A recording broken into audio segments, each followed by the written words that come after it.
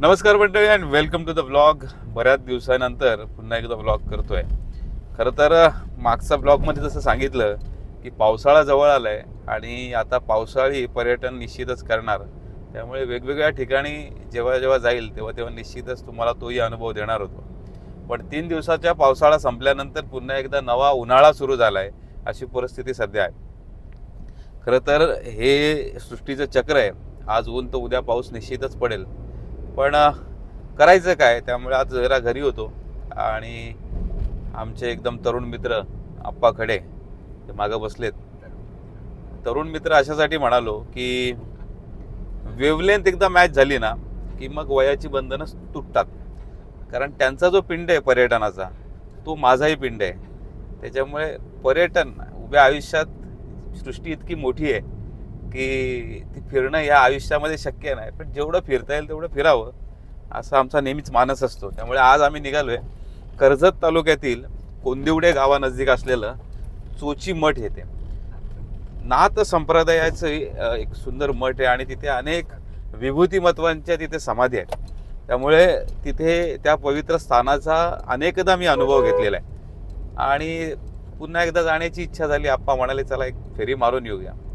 त्यामुळे तिथे गेल्यानंतर दाखवू. कारण खरं तर पावसाळ्याचं जे सौंदर्य आहे ना तिथे, ते खरंच अद्भुत असतं. वरून पुण्याला जाण्याची जी रेल्वे आहे, मागच्या बाजूला पाण्याचा प्रवाह आहे नदीचा, समोर असलेली कोंढाणे लेणी, त्याच्यावरती असलेला राजमाची किल्ला, असं सगळं निसर्ग वैभवाने संपन्न असलेली ती जागा. तर निश्चितच तुम्हाला दाखवील आपल्याला काय काय बघता येते.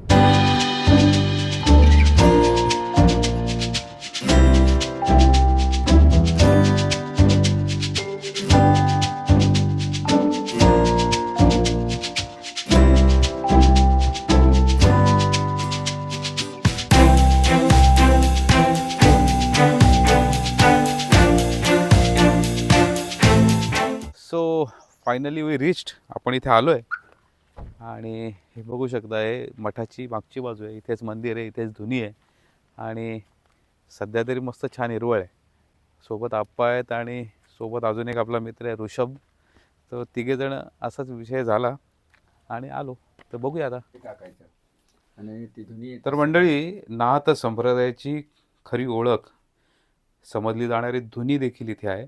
आणि तुम्ही बघू शकता इथे जरी पाणी थोडंफार बाजूला आलेलं असलं पावसाच्या कारणाने, पण तरी देखील या धुनीची जी ऊब आहे ना ती तशीच आहे. अक्षरशः गरम लागते हाताला.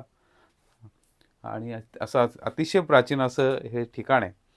पण काही दुर्लक्ष झाल्यामुळे थोडीशी पडझड झाली आहे, पण फार सुंदर आहे. रेणू रना र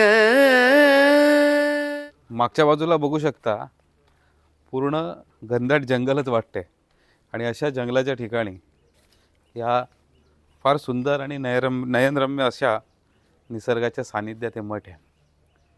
इथे आता नुकताच एक हॉलची निर्मिती केली आणि इथे आतमध्ये ज्ञाननाथजी रानडे त्यांचं तिथे एक मूर्ती आहे. तर ते आतमध्ये आता ते सध्या तरी लॉक आहे. श्री हरिनाथ बाबा यांची ही समाधी आपण बघू शकतो आणि त्यांचे शिष्य हे योगी ज्ञाननाथजी रानडे आणि त्यांच्याच शिष्याने हे मंदिर उभारलं असं बऱ्याच शिष्यवर्गाकडनं सांगण्यात येतं. ना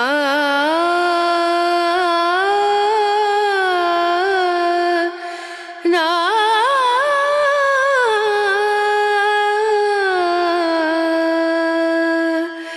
रे. इथेच का हा पण प्रश्न आहे ना. म्हणजे सिद्धपेठे 84 सिद्धाचा सिद्ध भेटी मेळा तो सुख सोहळा काय वर्णू असं आळंदीला वर्णन केलं. आळंदीचे माऊली. तर माऊली म्हणजे म्हटलं ते योगी यांचे योगी आणि ज्ञानाचा सागर आणि ज्ञान सूर्य असे ज्ञानेश्वर महाराज सांगितले काय असतील. आणि त्यांच्या परंपरेतले हे सगळं जे जे साधक झाले महाराष्ट्रात, कर्नाटकात, गोवा, मुंबई, पुणे, त्यांच्या समाधी आहेत तिथे गुरूंच्या. अहमदाबादला लोक मला भेटली, गुजरात में तुम लोग इधर कैसे आते, हमारे गुरुजी का समाधि इधर. याचा अर्थ असा, ही जागा सिद्ध आहे. ज्याने परमार्थ साध्य करायचा असेल आणि तुम्हाला खरा देव आतच आहे, तो परमात्मा आतच आहे. आतनं बाहेर आल्यानंतर तुम्हाला दिसतो अरे सगळीकडे तेच आहे. तसं त्याच्यासाठी सद्गुरूची आवश्यकता असते. सद्गुरू करना पहचान के और पाणी पिना छान के, कहता कबीर सुनो बाई साधू, असे कबीर महाराज बोलले. आणि प्रत्येक निवृत्तीनाथ होते म्हणून ज्ञानेश्वर घडले, मच्छिंद्रनाथ होते म्हणून गोरक्ष झाले. म्हणजे सद्गुरूची आवश्यकता आहे. ज्ञानेश्वरांना निवृत्तीनाथ, तुकारामांना बाबाजी चैतन्य, केशव चैतन्य, सद्गुरूमध्ये ज्ञान नाही. हे 100% तुम्हाला देव समजणारच नाही. तुम्हाला सद्गुरू केला का तुम्ही एक क्षणात निवांत होता, क्षणात तुमचे संभ्रम जातो, तुम्ही निशंक होता. हा माझा कणभर अनुभव आहे स्वतःचा, आणि ते ग्रंथात लिहिलेलंच आहे. मी काय सांगणार, मी त्यांचंच चोरून वाचतो आणि मीच ते बोलतो, म्हणजे माझं काहीच नाही याच्यात.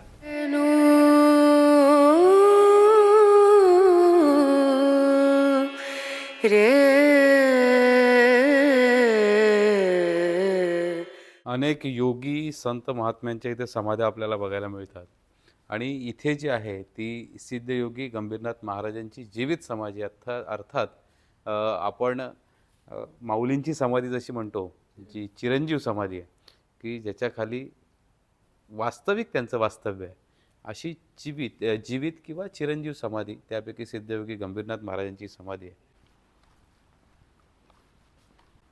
खरं तर या मठाची ही मागची बाजू आहे, आणि या मागच्या बाजूला एक मोठा नदीचा प्रवाह आहे. ही नदी खरं तर बघायला गेलं तर इथेच जवळच उगम पावते, आणि याच्यावर राजमाची किल्ला आहे, आणि त्याच्या मध्यंतरी अगदी कोंढाणे लेणी आहे, आणि हे शेवटचं गाव आहे कर्जत तालुक्याचं, ज्याचं नाव आहे कोंढाणे. तर नदीपात्र बघण्यासाठी खास विशेष आलो आहे. बघूया नदीपात्र आणि बाजूची जी काही निसर्ग संपदा आहे त्याचा अनुभव घेऊया आपण.